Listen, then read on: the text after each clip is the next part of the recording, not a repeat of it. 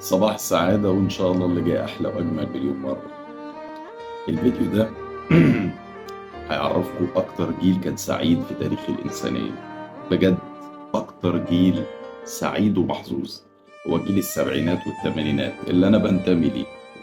إحنا الجيل اللي حضر لما كانت كل حاجة ببلاش، كان دوري أبطال أوروبا بيجي على التلفزيون ببلاش، كأس العالم بنتفرج عليه ببلاش، كانت اختياراتنا قليلة بس فيها البركة والسعادة.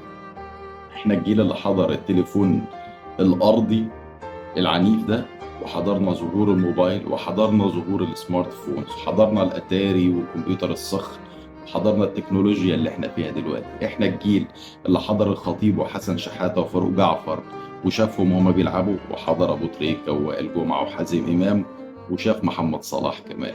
احنا الجيل اللي شاف مصر بتروح كاس العالم مرتين. احنا الجيل اللي كان بيلعب في الشارع، احنا الجيل اللي كان مصاحب الشارع كله وشلته كبيرة جدا وعنده صحاب كتيرة جدا.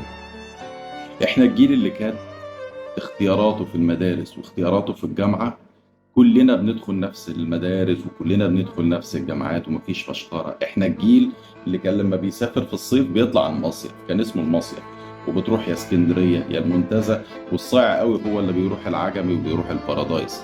كنا بنروح البحر عشان نعوم ونقعد ونلعب مع اصحابنا، مش عشان نعمل تاج وتشيك ان وشير ونروح هاسيندا ومراسي عشان نتفشخر. كنا بنروح البحر عشان نفرح.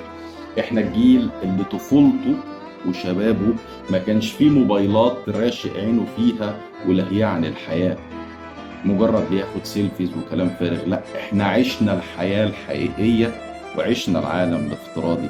احنا الجيل اللي دماغه مليانة ذكريات كتير حلوة بتصبروا على الأيام الصعبة اللي احنا عشنا فيها. احنا آخر جيل اتربى وكان متعود على احترام الكبير واحترام مدرسين واحترام أساتذته في الجامعة.